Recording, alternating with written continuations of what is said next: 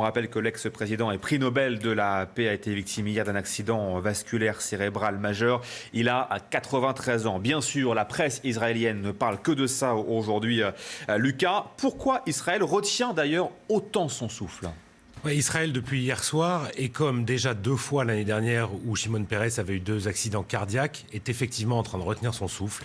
Les journaux israéliens, la télé israélienne ne parlent que de ça, parce que Shimon Peres, après plus de 50 ans de carrière politique, est devenu le dernier sage d'Israël.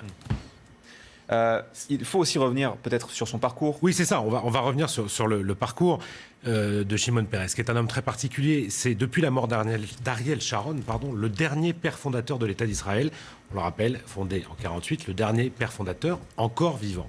Il a été tour à tour député, ministre, premier ministre à plusieurs reprises, président de l'État d'Israël. Il a occupé toutes les fonctions les plus importantes de l'État. Quelques images que vous voyez là et quelques dates. Shimon Peres, il est mis, là on le voit, avec Mahmoud Abbas, président de l'autorité palestinienne. Il a toujours continué depuis 1994 de dialoguer avec les Palestiniens. Mais il remonte loin. Il est migrant en 1934, il vient de Pologne, d'une famille relativement aisée. Donc il arrive bien avant la création de l'État d'Israël. Il rejoint la Haganah, qui est une sorte de milice d'autodéfense, en 1947, qui va devenir l'armée israélienne. C'est l'un des protégés du père fondateur, celui qui a créé l'État, David Ben Gourion. On le voit ici, vous voyez là, c'est David Ben Gourion, le petit homme, et à côté, Shimon Peres, très jeune. En 1954, justement, Ben Gourion le charge d'aller chercher des armes, et notamment en France, on va y revenir. Il convainc les services français et britanniques en 1956 de l'aider contre l'Égypte. C'est la fameuse bataille de Suez. Pour la première fois en 1977, il est Premier ministre, par intérim, quelques semaines. Et puis en 1984, de 1984 à 1986. Ensuite, et c'est un moment très important de sa carrière, il est aux affaires étrangères sous Yitzhak Rabin. C'est lui qui va négocier avec Yitzhak Rabin, qui n'est d'ailleurs pas son ami du tout, même s'ils sont dans le même parti politique. Ils vont négocier ensemble les accords d'Oslo, les fameux accords d'Oslo, avec Yasser Arafat, qui débouche sur ce moment dont on se souvient tous, moment historique. Shimon Peres, Yitzhak Rabin, Yasser Arafat, Bill Clinton, c'est la signature des accords d'Oslo qui donneront lieu au prix Nobel de la paix en 1994, décerné conjointement à ces 3 hommes. Le jour de l'assassinat d'Yitzhak Rabin, le 4 novembre 1995, il est lui aussi sur la place à Tel Aviv. Il est visé par le tueur, mais il se retourne et il va parler à des gens. Il survit et il est de nouveau Premier ministre. Il participe ensuite à plein de coalitions, notamment avec Ariel Sharon, qui est à la fois l'un de ses grands adversaires politiques, mais qui est aussi un ami de très longue date de ces années de la Haganah. Et enfin, il est président de 2007 à 2014. On peut résumer ça en disant que c'est le dernier grand-père de la nation israélienne. C'est pour ça que les Israéliens aujourd'hui retiennent leur souffle.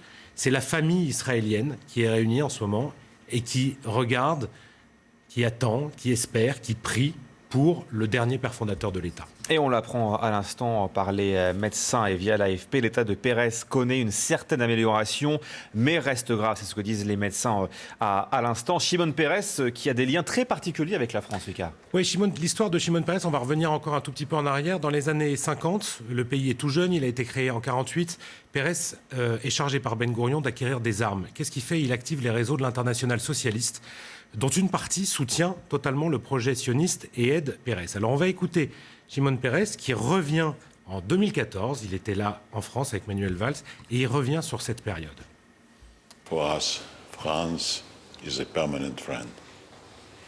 We shall never forget the 10 years between 1956 to 1967 when we were alone and when the West decided to put an embargo against Israel.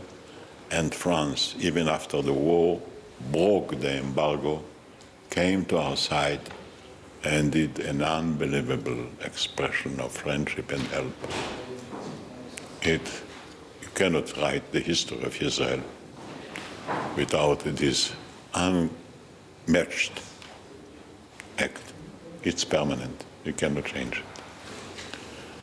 Ce sont des mots très importants que prononce à ce moment-là Shimon Peres. Qu'est-ce qui s'est passé à ce moment-là ? Il voit beaucoup de monde, et notamment le père de Michel Rocard, qui est un ingénieur nucléaire.